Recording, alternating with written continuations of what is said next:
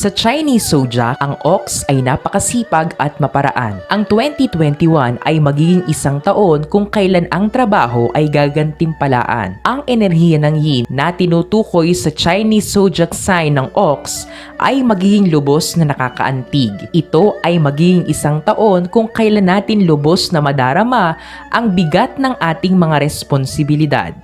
Isang taon kung kinakailangan na doblihin ang ating mga pagsisikap upang magawa ang anumang bagay sa lahat.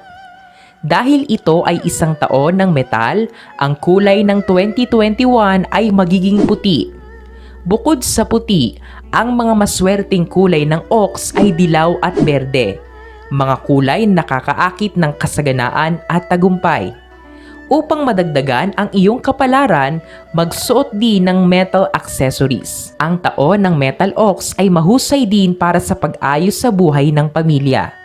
Kung tutuusin, kung mapayapa ang buhay ng pamilya, malulutas ang lahat. Sa gayon, ang 2021 ay isang taon kung saan ang lahat ng mga problema ay malulutas sa disiplina. Maraming disiplina kapakbet. Kung karir at kapalaran ang pag-uusapan, ang taon ng metal ox ay nagdudulot ng pagsulong sa karera, tagumpay sa negosyo, kasaganaan at kabutihan para sa lahat ng mga zodiac signs. Ang Year of the Ox 2021 ay nasa ilalim ng impluwensya ng elemento ng metal, tulad ng Year of the Rat 2020. Ngayong 2021, ang mga ipinanganak sa ilalim ng sign ng Dragon Zodiac ay masisiyahan sa malaking kita hanggang samantalahin nila ang mga nagaganap na pagkakataon. Gayunpaman, kailangan nating maging maingat upang hindi hayaang madala ang kanilang mga sarili bago mawala ang kontrol sa mga bagay. Maraming tigers at rabbits ang makakakuha ng kalayaan sa pananalapi sa pamamagitan ng pagtuklas ng kanilang bagong mapagkukunan ng kita. Habang para sa iba, ang pera ay maaaring mahulog mula sa kalangitan. Ang mga kambing ay magkakaroon ng mga bagong ideya na nauugnay sa mabilis na mga natamo at pag-ayos ng kanilang sariling negosyo. Mga layunin na matagumpay na makakamit. Para naman sa pag-ibig, isang kamangha-manghang taon ang darating. Kung naisip mong simula ng isang pamilya sa taong nasa tabi mo, ang 2021 ang perpektong taon. Ang lahat ng pag-aasawa na magsisimula sa taon ng Metal Ox ay matibay at masaya. Kung sakaling ikaw pa rin ay single, maghanda na dahil maaari mo nang matagpuan ang iyong soulmate. Kaunting payo kapakbet, maging mas romantiko, mas maging open sa relasyon sa iyong kapareha. Mas maging maasikaso sa kanyang mga pangangailangan at maging mas malambing. Ang isang simpleng kilos o isang magandang salita ay maaaring gumawa ng mga magic kapakbet. Ang mga taong ipinanganak sa ilalim ng pagsay ng kambing ay dapat labanan ang gumastos ng labis na pera upang masiyahan ang kanilang mga mahal sa buhay. Inaasahan na makakakuha sila ng isang estado ng romantikong pagkakaisa. Ang kanilang pinakamahalagang aral ngayong 2021 ay ang pera ay hindi makakabili ng totoong pag-ibig. Para naman sa kalusugan, ang mga taong ipinanganak sa Tiger Signs ay hindi mahaharap ng mga seryosong issue sa kalusugan sa taong ito. Ang mga dragon ay magiging balisa at agitated, kaya't baka mapagod sila ng maraming beses sa loob ng isang taon. Handa ka na bang malaman ang 5 siswertihin ngayong 2021?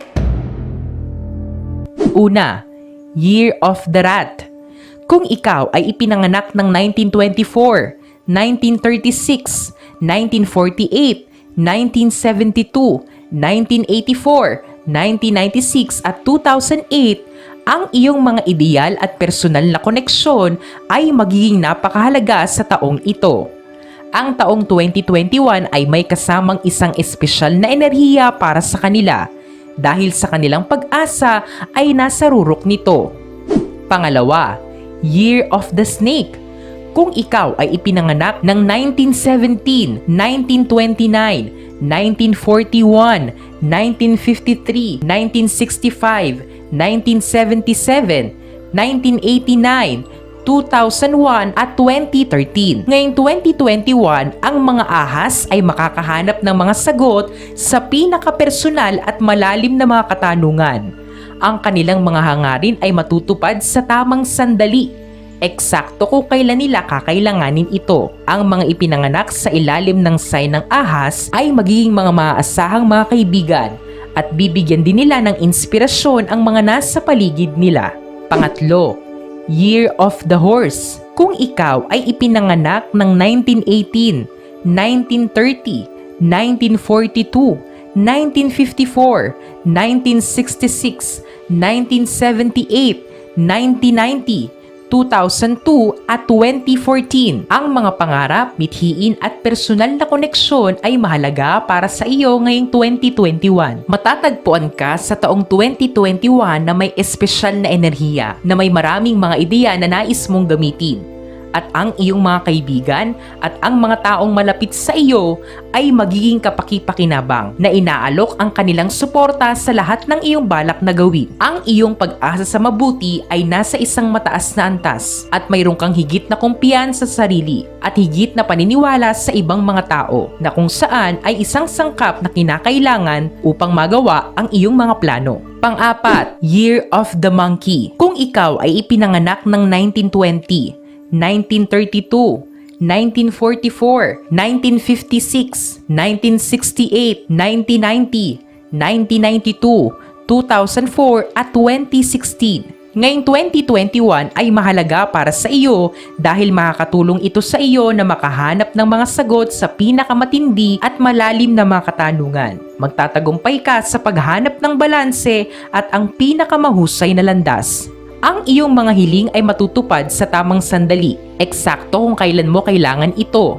Sa buong 2021, makakakuha ka ng mas higit na kumpiyansa sa sarili at mahahanap mo ang pinakamahusay na mga solusyon. Gayun din, ikaw ay magiging isang tunay na tulong para sa iyong mga kaibigan na iyong hihikayatin sa pamamagitan ng pagbibigay sa kanila ng pinakamahusay na mga payo. Pang-5, Year of the Pig. Kung ikaw ay ipinanganak ng 1935, 1947, 1959, 1971, 1983, 1995, 2007 at 2019. Ngayong 2021, ang pera ay dumadaloy patungo sa iyo. Kung nais mong mamuhunan ng pera, magpatuloy ng walang pag-aalinlangan. Gusto mo ng diskarte at minsan ay masyadong nag-iisip ka bago kumuha ng desisyon. Ngunit ngayon ay mayroon kang lakas ng sign ng ox sa iyong panig. Mag-aalok ito ng mga regalo at swerte sa iyong buhay. Nakasali ba ang iyong Chinese zodiac sa aking mga nabanggit? I-comment mo na yan sa baba. Kapakbet, ang mga interpretasyong ito ay pawang gabay lamang. Nasa sa atin pa rin ang desisyon at tayo pa rin mismo ang may hawak ng ating kapalaran. Huwag po nating kalimutang magdasal at manalig sa may kapal. Hindi niya po tayo pababayaan. Huwag kalimutang i-follow, i-like at i-share ang video ito sa inyong kapamilya at kaibigan. Maraming salamat sa panonood mga kapakbet.